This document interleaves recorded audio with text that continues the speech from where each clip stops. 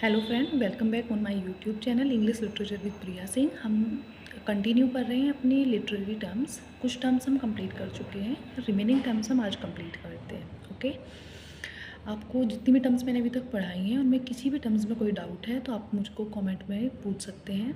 Okay friends, okay, आज हम पढ़ते हैं इलीजी के बारे में। इलीजी एक ऐसी टर्म है जिसमें से मोस्टली एग्जाम में क्वेश्चन पूछ लिया जाता है। कई बार क्या होता है, टर्म्स इलीजी का नाम देकर पूछ लेते हैं कि किस राइटर ने लिखी है, अदरवाइज पूछ लेते हैं कि कौन सी इलीजी है, पेस्टोरल इलीजी है या फिर नॉर्मल इलीजी है।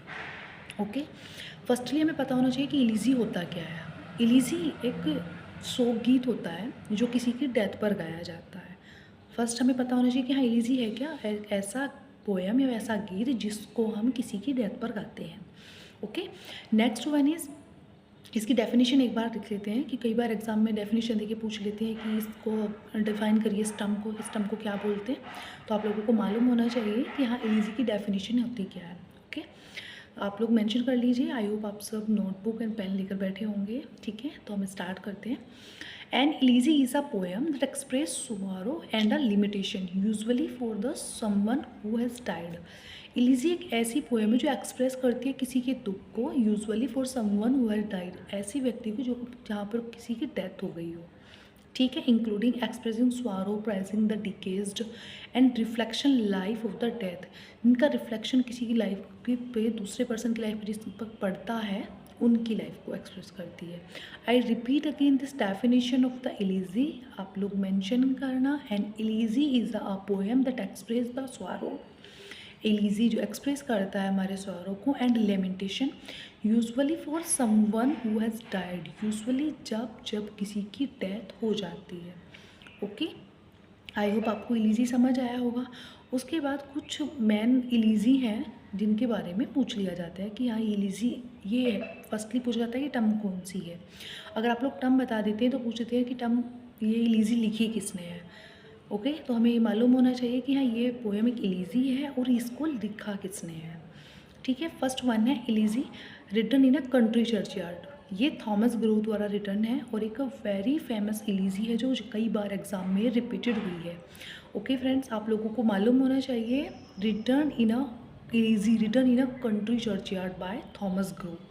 आप थॉमस ग्रो करके मेंशन कर लेना, elegy written with country churchyard. Okay, next one है is O captain my captain. ये इसको लिखा है वेल्ट वाइटमैन ने। ठीक है, ओ कैप्टन माई कैप्टन ये भी एक ऐसी इलीजी है जिसको कई बार एग्जाम में रिपीट किया गया है, कई बार एग्जाम में जिसको पूछा गया है।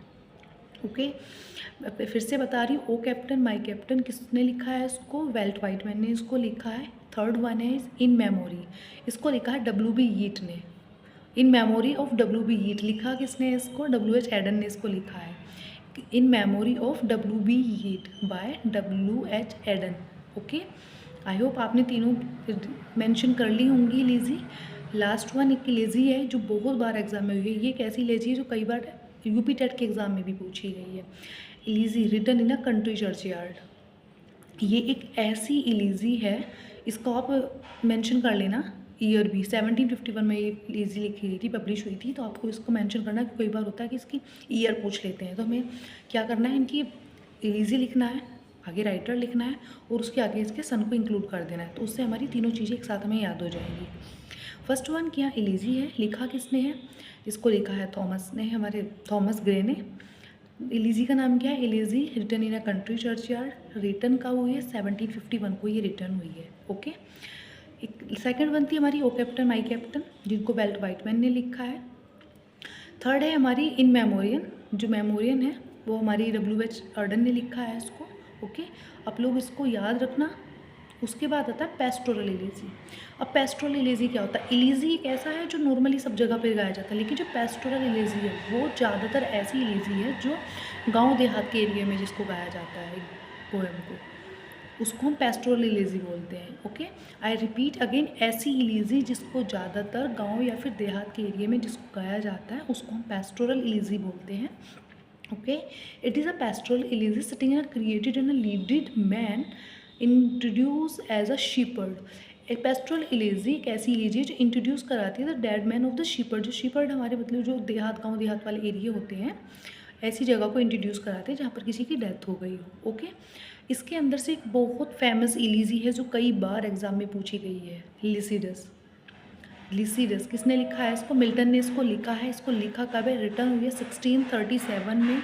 इसको पब्लिश किया गया है 1638 में। कई बार इसकी ईयर को भी पूछा गया है। ये दो इलीजी ऐसी हैं जो कई बार एग्जाम में आई हैं। Elegy written in a country churchyard, ये वाली इलीजी हमें इसकी ईयर याद रखनी है, 1751 में ये पब्लिश हुई है।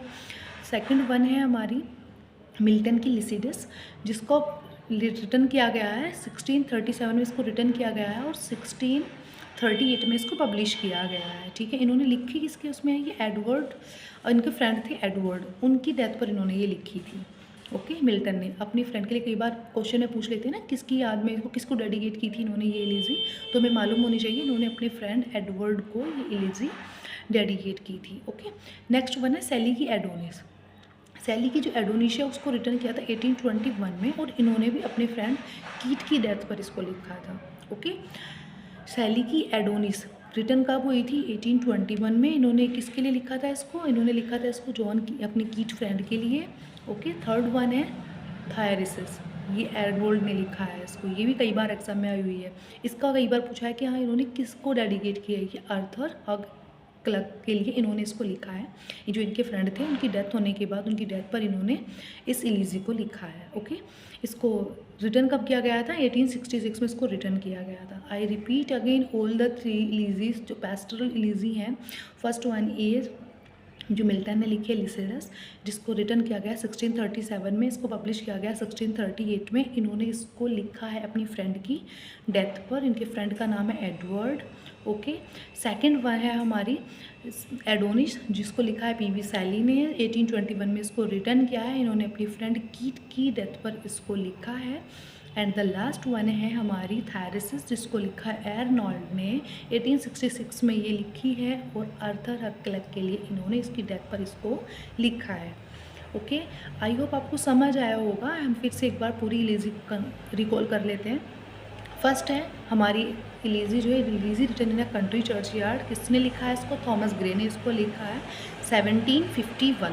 ओके, इसको 1751 में इसको लिखा गया है। सेकंड वन है ओ कैप्टन माय कैप्टन, इसको लिखा किसने? वेल्ट वाइट ने इसको लिखा है in memory W.B. Yeats, in memory of W.B. Yeats by W.H. Auden. W.H. Auden ने इसको रिटर्न किया है। लास्ट है हमारी जो पैस्टोरल इलीजी है लिसिडस, जिसको जॉन मिल्टन ने लिखा है। जॉन मिल्टन ने इसको रिटर्न किया था 1637 में, पब्लिश किया था इसको 1638 में अपनी फ्रेंड एडवर्ड की डेथ पर। ओके, सेकंड है सेली का एडोनिस। एडोनिस भी 1821 में इसको रिटर्न किया गया था, कीट की डेथ पर इसको लिखा था इन्होंने।